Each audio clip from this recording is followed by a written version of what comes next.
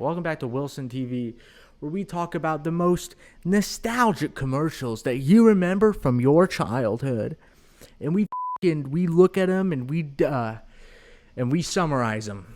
Oh, do we do that? We analyze the techniques and strategies.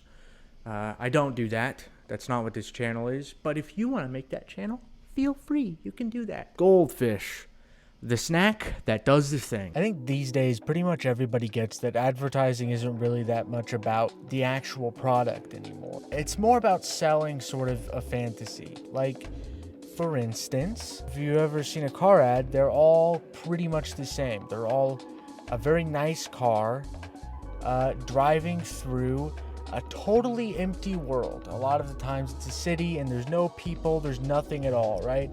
It's this absolute sort of freedom. Driving, it's just so fun and it's so free. Except it's not really, especially in a big city. That's the worst place to drive. But still, you have the commercial and you drive through the city at 80 miles an hour, and driving would be very nice if you were the only person driving. But maybe more cynically, maybe more pessimistically, you see all of these ads, and basically the premise of them is, hey, what if you were able to spend time with your family? Oh, what if you had a social life? Or what if, you weren't anxious all the time? It's a picture of somebody who's just like sitting in like a nice sunny room and they're just satisfied with themselves. They aren't constantly anxious about getting something. They don't have to worry about like money. They can be themselves. These are things that of course are impossible for the very reason that these advertisements are so prevalent.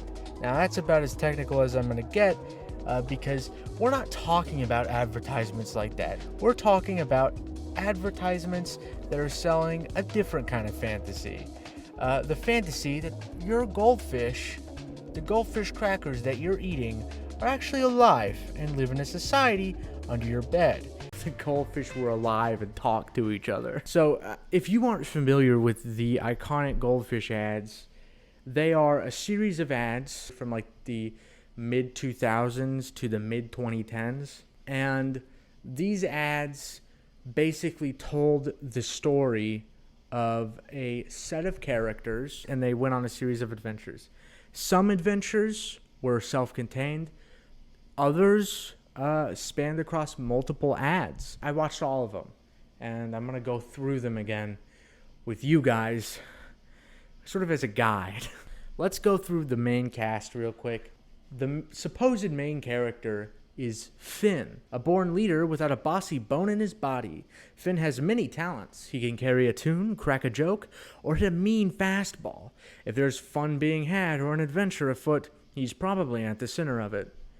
This really isn't that true. Every kid's property, one of the characters is just the designated one that's boring, that has no fucking personality. He's the normal base goldfish. Then we have Brooke, sort of the sexy babe of the goldfish posse, a master tinkerer. Brooke can build anything from a domino maze to a fully functioning airplane using only spare parts. She's smart, creative, and if you're around her long enough, you are sure to see some magic happen. She'll want to have sex with you. That's the move, right?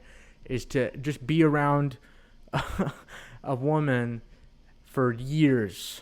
And if you keep being around them, they will inevitably, it's inevitable, they'll have sex with you. It's just true. I know a bunch of people are like, I'm curious. Oh, the goldfish ad? I like the goldfish ad. I'll watch this video. And you don't really want to hear much about, the goldfish fucking and sucking, but that's the kind of channel I run here.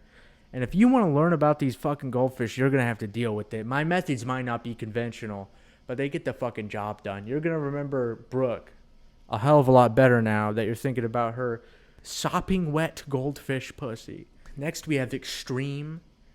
He's sort of the extremist of the group, sort of the radical. Extreme only knows one speed, full.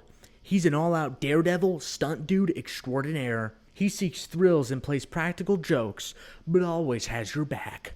So if you're hanging with Extreme, just hold on tight and enjoy the ride. Next, we have Gilbert. You can kind of tell immediately he's more of a beta male. He's a lot more round, whereas Extreme is very square, a classic alpha sort of shape, whereas Gilbert is more round and ovular, which is, you can make the connection, oval, ovaries. He's a fem male. He's a femboy, if you will. Part worrywart, part worrywart, part rock star. Dude, fuck you for putting that fucking word in there. Worrywart. That sucks. That word sucks dick, dude. First off, gross, dude. Gilbert looks like he'd have fucking warts, but like, goddamn, dude, you don't gotta call him that. Gilbert is sweet, silly, and easily spooked. He can laugh at himself and loves hanging with his buds. But don't let the quieter demeanor fool you. When things get hairy, Gilbert has a knack for rising to the occasion. If you can't kind of tell by that sort of description, Gilbert is the actual protag here. He goes through by far the most development as the series goes on. Development that we're going to go into as we progress. Next, we have Swimmington. You can kind of tell by his design that he's British. And his name is Swimmington, which is quite stupid. Extreme's big brother is cultured, well-read, and quite worldly. Just ask him. He enjoys the finer things in life, but is slowly getting in touch with his inner silliness. Yeah, he can be grumpy, but things wouldn't be as interesting without him. But yeah, I mean, Swimmington, kind of a background character, not that important. Doesn't really develop that much in the way that they're describing, but I guess he sort of does. We'll get into it. Coral, a southern belle with a feisty side. Coral is handy with a harmonica and never backs down from a challenge. She's got a quick wit, curious nature, and a heart of gold. If you're putting together a dream team, save a spot for Coral. Coral, like, straight up doesn't fucking matter. Like, such an irrelevant character. Just forced diversity, literally there for no reason other than just to fill the fucking quota, to fucking appease the SJW liberal fascists. She's definitely not black. I mean, she's not. You'll hear her speak. She's not a black character. There are no black people in the Goldfish realm. Coral would be racist if she was a person. Then you have two secondary characters, Fuzzy Face and Bailey. Fuzzy Face is just a terrifying creature, and Bailey is sort of a dog character. Now that we have our board set, now that we have the game sort of laid out, and we know what we're looking at, let's start going through the ads. Well, Walter, it's time I start thinking outside the bag. The story starts... Finn, he's having a going away party, and in the process of this, he's like talking to a friend, and then some just absolute fool accidentally blows one of those fucking party things. Fucking Finn falls to his death. Just kidding.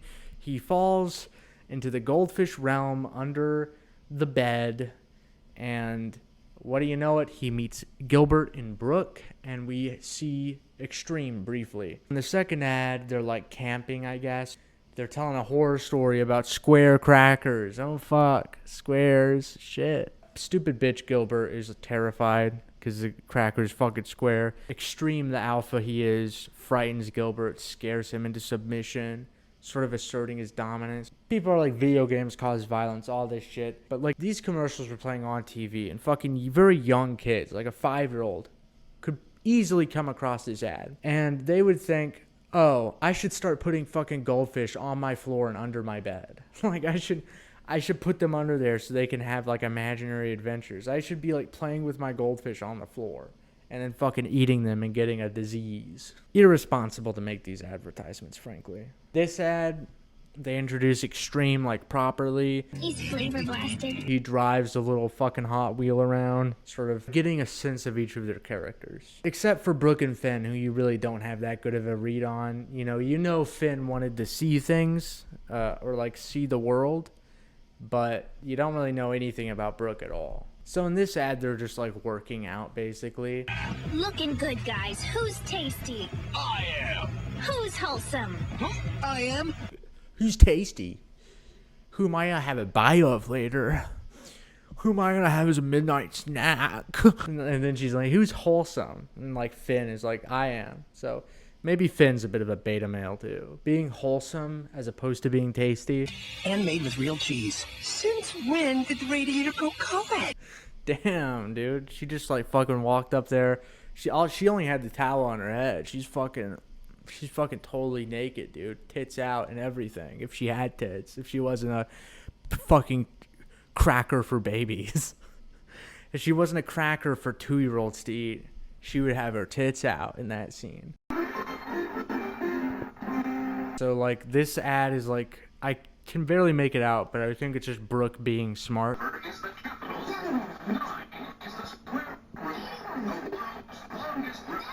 So, there's some characterization from her. She's an intelligent lady. Let me hear you say. This ad just has, like, probably a copyrighted song in it. So, I guess that's the whole story with that. This ad has the introduction of the vacuum cleaner, who's sort of a reoccurring antagonist. Maybe he's friendly. The next ad is just Gilbert gets a fucking sunburn from sitting in front of a nightlight, trying to look like an alpha flavor blasted goldfish instead of the beta pretzel goldfish that he is. Does this make me look flavor blasted? The next ad has a race between Gilbert and Brooks, so we can sort of power scale which one of them is stronger. At this point in the series, it's apparent that the two are at pretty similar levels of speed, though Extreme is slowed down by running directly into a picture, so it seems like Extreme would actually probably be the faster one. Now, this isn't to say that Brooke isn't powerful and capable in her own right. It's just Extreme is just that powerful. But we don't actually get to see the result of the race because dumbfuck Gilbert blocks the fucking lens of the camera. Gilbert! What's up with these ads? I didn't notice these the fucking first time I was watching through. These fucking ads that are just like shaky, just recordings of the TV. So in this ad, you sort of just have Extreme, and he's like, I'm gonna swim around real fast, and he does that. In the next ad, there's a talent show. It's a minor plot point now, but the talent show will come back later. Gilbert, everyone has a talent. Well, I'm good at getting rashes. Does that count? What, do they have like skin? Is that what the implication is? They have little fucking goldfish skin and flesh that they can get itchy rashes on? Jesus, Gilbert, shut up. Like, I don't want to hear about your rash. Oh, that's fucking disgusting, Gilbert. Keep that to yourself next time. At the end of this one, there's actually a big explosion. Something lands beneath the bed. I've had a lot of practice. What was that? There's only one way to find out. This is the first like mystery where you don't actually know what's going on until the next ad. Hello, natives. Friendly, I hope. Here he's introduced to Swimmington, who's a fucking colonizing piece of shit. I am Swimmington von Stuffington III, Esquire.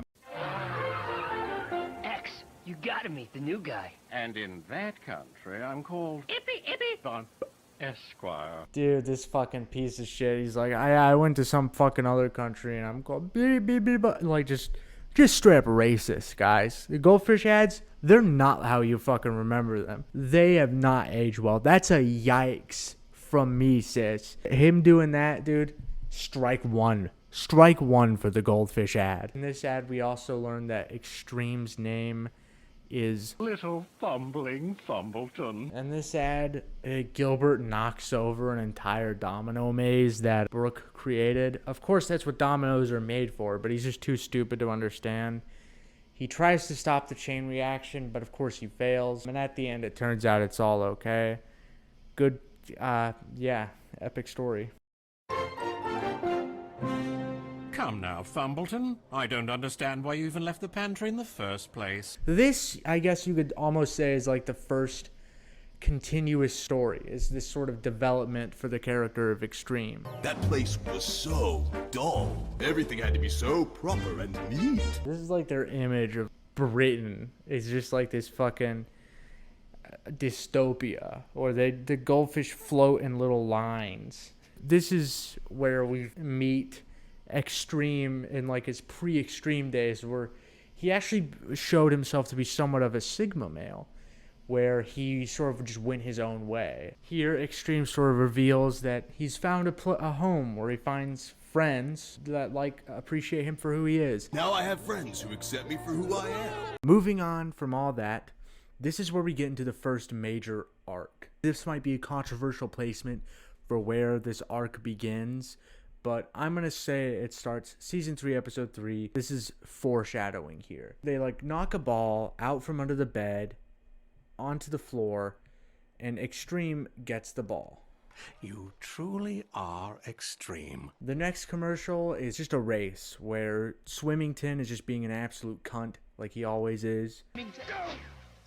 Someone wasn't said. This episode, as we saw before, an object gets thrown out from under the bed onto the floor of the main room. Alright, guys, I got this. And Gilbert's like, I'm going to stop being a beta cuck loser and I'm going to go and get the frisbee myself. I think that I want to try and get it this time. So he goes out, he gets the frisbee. Extreme follows him out, but then the vacuum cleaner shows up. I knew you could do it. Oh, he's gone. Then Gilbert fucking dies. We'll get an update on Gilbert in the next commercial. Brooke built an airplane.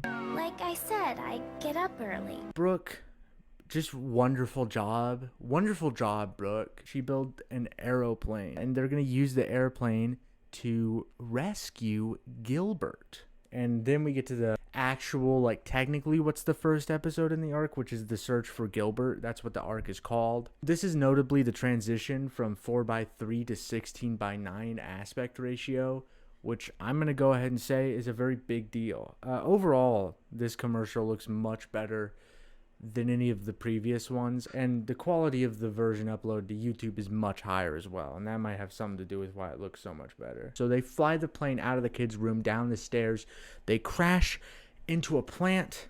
They're all okay though, rest assured. A real goldfish would have died most likely in that crash, but they survived because of plot armor. Then we sort of cut from them to Gilbert's POV inside of the vacuum cleaner, where we meet yet another goldfish named IQ. Greetings, friend. I'm IQ. IQ's sort of a nerdy dork goldfish. He's kind of there to make Gilbert like look cool by comparison because he's such a lame piece of shit. He just lives in a big dust hole and he just collects dust and shit. You know, he's trapped. The others are searching for them. They find a Bernie Sanders goldfish in the couch. Who are you? I'm the goldfish under the couch cushion. I don't know what's up with this family, but they just have like goldfish strewn about their home. Gilbert sort of discovers that when the vacuum is turned on, there's sort of a vortex that pulls him upward a bit, but not high enough to, you know, escape. But Gilbert throws out a G. There's just a G in the vacuum cleaner, of course. He throws out a G, and that sort of acts as a clue. This is important for later because what's going to happen is the goldfish are going to get slimed, and then they're going to find the G, and then they're going to meet the dog, and then the dog is going to sniff the G, and naturally the dog is going to lead them to the vacuum cleaner, which is weird because the vacuum cleaner is just in the middle of the living room. But, I mean, I guess, sure, why not? The way Gilbert gets out is actually he and IQ, they create a sort of catapult. So long, friend. Hey, look! Gilbert! He lands in a cuckoo clock. Lots of hijinks ensue. They catch him in a big underwear. It's great. And then they go through the journey back to under the bed where they can just rot and you make the kids' fucking room infested with roaches and insects and all sorts of creepy crawlies you don't want to get near. Whenever Gilbert gets back, there's this pink goldfish, and you actually see the pink goldfish earlier on in the commercials, but, you know, she kisses Gilbert on the cheek, and you're like, okay, Gilbert's finally going to get some goldfish pussy, but he doesn't, actually, because this character, it never has any appearances after this point. There's no colored goldfish characters that, like, do anything. This is the closest that they get to, so I'm going to go ahead and say that there's a bit of a bias in the goldfish commercials against the colorful ones. In the next episode, we sort of turn over a new leaf. We're introduced to yet another new character. This character's name is Coral. She is a chocolate goldfish or something. How y'all doing? The name's Coral. I saw y'all flying a plane, and I just had to meet you. That's not a real accent. Nobody has this accent. She comes from a room that's full of bunnies, and then there's a hamster. And this hamster looks fucking terrifying. The next episode, we sort of get the talent show. That's what this whole arc is. And the Saving Gilbert arc is probably the best, but this one is a close second. So they decide to do the talent show. Everybody's gearing up for that over the next few episodes. You see Coral practicing. Spoiler alert, even though she was like literally just fucking introduced, she's not going to do anything in the talent show. She's not in it. There's only 3 contestants, and she's not one of them. You see sort of the setup for a lot of these characters' talents, and then you see the unveiling of the talent show stage. Oh, it's a beautiful stage. It's awesome. But then the stage ends up being attacked by Fuzzy Face, who's fucking terrifying here too.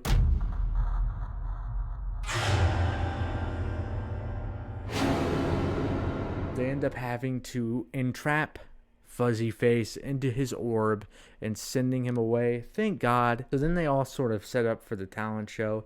And then we have the grand reveal, the actual talent show itself. Gilbert's going to do something musical. He gets scared like a little beta male bitch earlier, and he goes, oh, like he does a funny scream.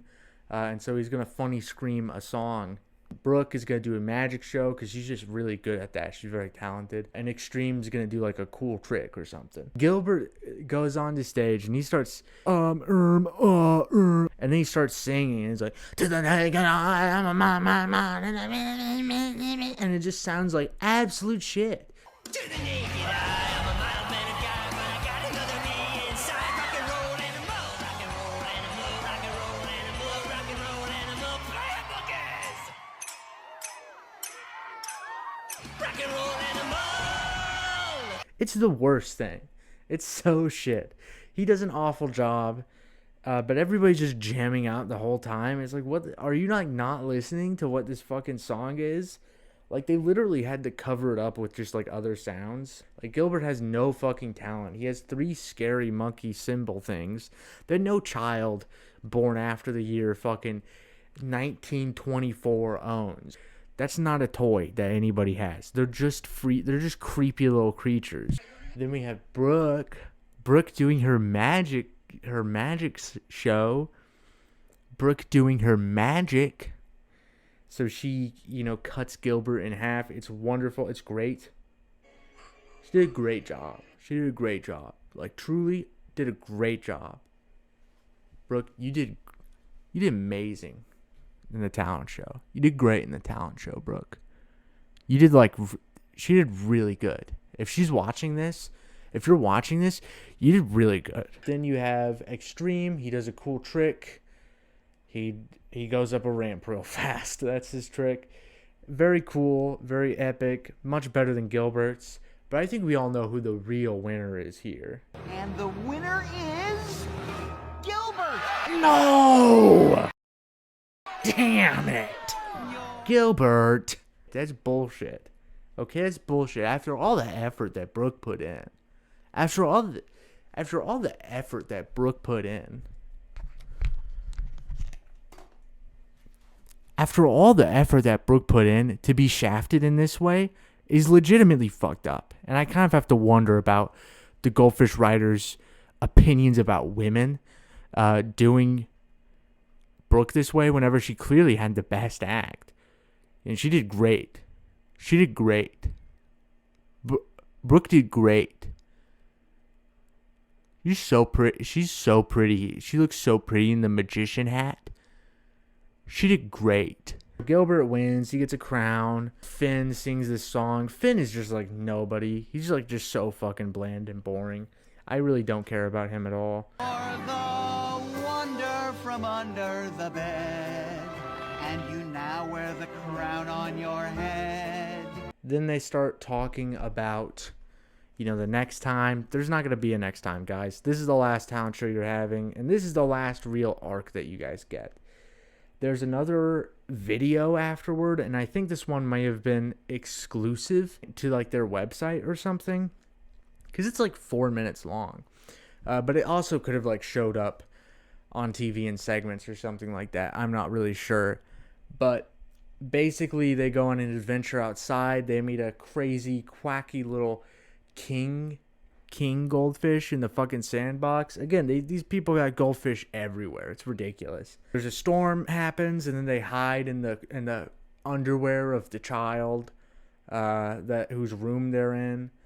And they're on a clothesline. So like the mother like is like moving the clothesline over to take the clothes off and put them in a hamper or whatever. And I guess she just sees like some goldfish in the crotch of her son's underwear, and she's just like, oh yeah, well yeah, he probably put them there for a reason, I guess. But this is pretty boring. It's not as good as any of the things that have come thus far, and I'm sorry to say, nothing's gonna be as good as what's come so far. Hey, I'm just popping in here from in like a month or two in the future to say I've left out a really big element of the outdoor ads that was like part of my core memories to do with the Goldfish advertisements, which is that you could like suggest things, or maybe you could vote, but I think you could like suggest what would happen next. In the cut that I watched, they cut out the beginning and ending so that I didn't see that. So I didn't actually get the experience of, you know, having the end being like, oh, what do you want? You, a big fan of Finn and Friends. You, a fan of the Goldfish mythology. What do you want to happen next? Do you want Brooke to pull out her pussy? You can vote for that. The dream arcs where each character has a dream and that's the whole story. Yeah, that's fucking filler if I ever saw it. I love camping. We have a big day tomorrow. We ought to get some shut-eye. I'll put the fire out. They're camping, but they're still like under the bed of the child. You know, Gilbert's afraid of everything, and Finn's there, and he starts dreaming about Hog Rider.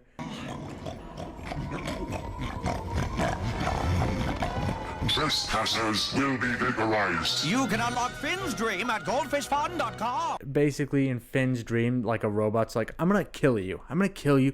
I'm gonna kill you and all of your friends. You'll literally be vaporized to dust. 10 seconds, you will be vaporized. And Finn's like, oh, I have an idea. Let's put stickers all over him. But luckily, Finn's psychology is such that nothing bad can happen in his dreams. And so the robot's like, oh, these stickers make me happy. They make me happy. Stickers make everyone happy. Wanna ride the oinker? Next we have Extreme's dream. Extreme plays like a basketball match, and Extreme wins, of course. Then you have Brooke's dream. The only person whose dream I actually care about. I hope I'm in it. Madam President, there's trouble at the Washington Monument. Brooke dreams about being the president, which is like, that's great for her. That's great for her that she's the president. That's like great. That's great for her. Fucking Abraham Lincoln attempts to do like a fucking coup against Brooke. Hey, dude. Frig off. Guess I'm president now. Not so fast. Then we have Gilbert's dream. They're climbing up a fucking bunch of cards. Oh, he has a fucking dream about Fuzzy Face, and it's just terrifying. It's awful. Hello, I'm Fuzzy Face. Squeakity squeak squeak. And Swingington dreams about being a monkey king of sorts. This is good. I approve of that. Except I don't like the implications of this in the context of like him being some insane colonial dude. Maybe there's something problematic about this. Hey, somebody talked to the Goldfish ad producers. Somebody might want to take them aside and have a chat, because this is a yikes for me. But I do like the little monkey on like a typewriter. Like, that's good. Read that back to me, please. Excellent. Then we have this episode. Brooke is getting a selfie with Finn. I don't know why. I hear we're supposed to make a duck face. Brooke, of course, looks beautiful regardless. I don't know why she's doing this with Finn. That's weird. Finn is kind of like, come on, you do better than that. Extreme photo bombs them. Then there's like another ad where the kid just has his fucking retainer on the floor by his bed. Is this common? Hey, people with retainers. Is it common for you to put them on the floor by your bed? Because that shit's nasty as hell. But go off, I guess. They sink so low by the end. They're like talking about like cat videos on the internet in like 2018. Is the internet used for anything besides cat videos? No, not really. Throughout these, of course, Extreme's like riding his go-kart real fast, zooming around, crashing into shit, just wreaking havoc like an absolute alpha. Then we have the final element. The final element. And this one is about like superheroes or whatever, and there's like a comic book, and you know, Extreme's wearing a cape, he's zooming around, and Swimmington's just an absolute dick. He catches the cape, he's like, oh, a cape is totally impractical. It's a unceremonious end to this ad campaign, and maybe that's all it deserved. Wait, did you honestly think that the Goldfish saga would end in such an unceremonious fashion?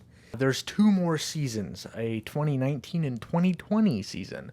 I don't know if there have been any ads since then. I looked up season 11.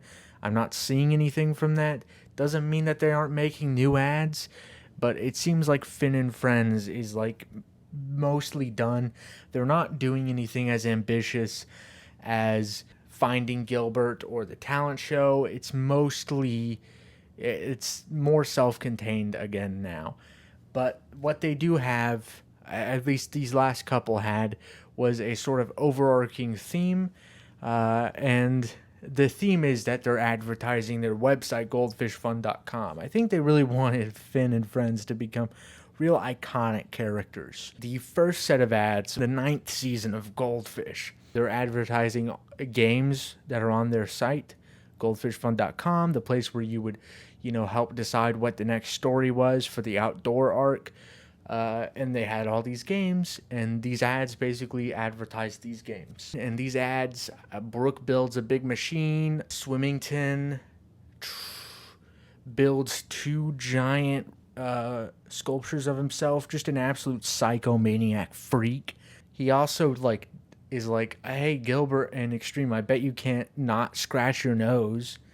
And it's really weird, and they're like, I have to, it's so itchy, I have to scratch it. And they're like scratching their nose against they go crazy, they go itch crazy, their nose is so itchy they just got scratched it on the bedpost.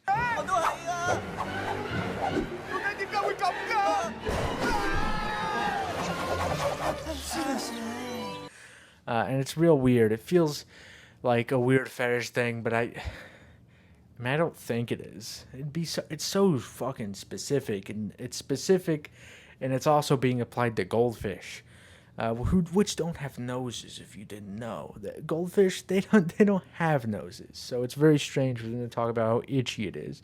I don't like hearing about goldfishes having skin that feels things.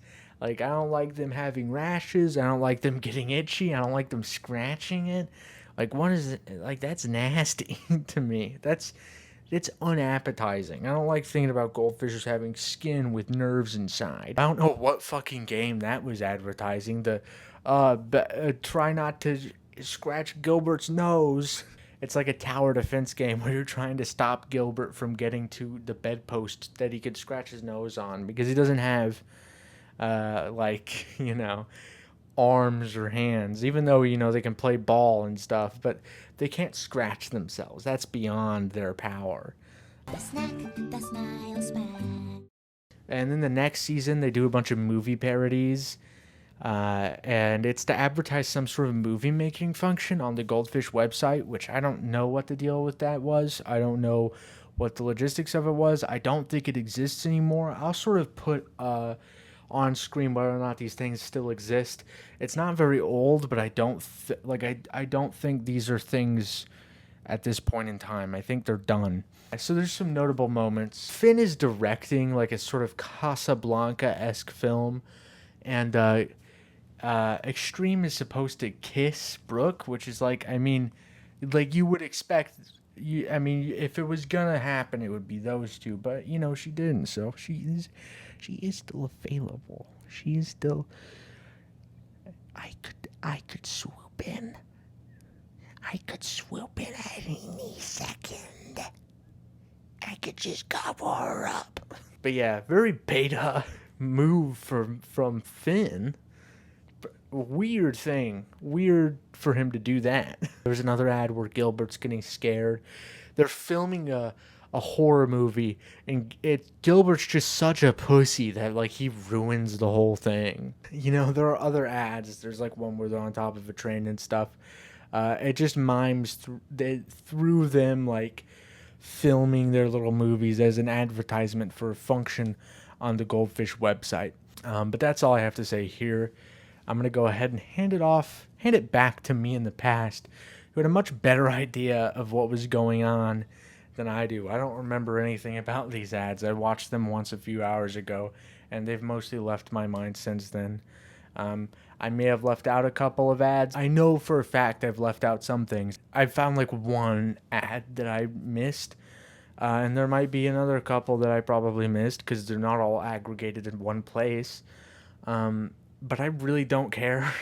Like, I didn't make this video for people who are super passionate about Goldfish. I made it for people who are passingly curious enough to click on a video with this video's thumbnail and title. That said, yeah, I don't give a shit about it either. I have no real nostalgia for the Goldfish. I don't really care about them. I don't really care about this ad campaign. I don't have any positive associations with it particularly. I remember finding them boring whenever I was a kid. So that's the spiel for me. I'm gonna hand it off to me in the past. Me in the past has a much clearer idea of what's going on, and not this sort of vague, you know. I'm sorry I couldn't go through each of them individually, but honestly, I don't think it would work that well. I guess we could go through and do a little bit of like an analysis. We could like talk about the characters a little bit. Finn is so boring, and the reason why he's so boring is that there's just like no development, there's no history to him. That's not really the case for, you know, the other Goldfish. Like if you look at Extreme, like Extreme sort of has his backstory that like makes sense. Like he doesn't change much throughout, but like you understand his psychology like really well. It's very well established. Swimmington is lame, but he does develop a little bit. Like by the end, he's playing tricks on Extreme. But like Finn is just off, just like doing nothing, just absolutely sucking cock. Like he's such a loser, and he's always gonna be a loser in my mind. Out of the cast, Gilbert probably gets the most development. In that first big arc with Gilbert, he learns to be a bit more like independent, a little bit less fearful, but he's still kind of a whiny bitch throughout the rest. You have the talent show and he sort of learns to be himself, which was a mistake because like he's gonna be doing like this rock shit for a while and it's gonna annoy everybody living under the bed. But Gilbert goes through a lot of development, and Finn, for being described as the main character, he's just totally worthless. Coral is also worthless, just an irrelevant character, doesn't really do anything. It's just not really involved beyond introducing Fuzzy Face, who's legitimately frightening antagonist, much more so than the vacuum cleaner. Vacuum cleaner, nothing in comparison to Fuzzy Face. Of course, Brooke, you know, whenever I analyze her, I see like just how lovely her eyes are and like just how smart she is, just like capable. So like I would say that she's probably the most like developed character. Just how pretty she is, and I mean like not in like a, you know, not in like a weird way, but just like in a like I mean what can I say? You could obviously ask the game theory questions if you wanted to. How do these goldfish exist? How do they reproduce? They must have genitals of some kind. If so, where are they? Or maybe they just, I don't know, maybe they're just made at the factory and then they die. Like what, how do the mechanics of eating the goldfish work? How does that go down? Because they're eaten by people, and Brooke's even like, who's delicious? And it's like, well, I mean, you'd hope none of them, because you don't want anybody to eat them. Or maybe they do. Maybe they view humanity as sort of gods before them. We don't really know what the deal is with the goldfish. or, how these different societies develop or maintain themselves. That's the Goldfish Saga explained. Yeah, I wish I had something else to say, but I don't. The goldfishfun.com website is no longer active, which is really weird to me because I got all of the character sheets from that website. So I find it very funny that, like, it existed for the first part of this project, but it has since totally disappeared. So yeah, whatever marketing they were doing, it was incredibly unsuccessful because, it's only been 2 years since the last of those ads came out, and goldfishfun.com doesn't exist anymore. So, I don't know. That's a fun end right there. It was in fact unceremonious. The Goldfish adverts ended with a whimper. It was not impressive in any way whatsoever. I'm not even recording a video to go along with this because I just don't even give a crud. I don't even give a crud about these fucking ads. I don't know if I said the reason I'm so red is because I'm on a vacation, but this was of the utmost importance because I do in fact want to get this video out while I'm here and not wait another 80 months or however long to fucking like get it out. I just want to get it out so I can work on whatever the next thing is. And maybe this video does well, maybe it does poorly, but I don't want to have to think about it anymore. Because I'm done. I'm done with these little creatures. I'm done fucking around with them.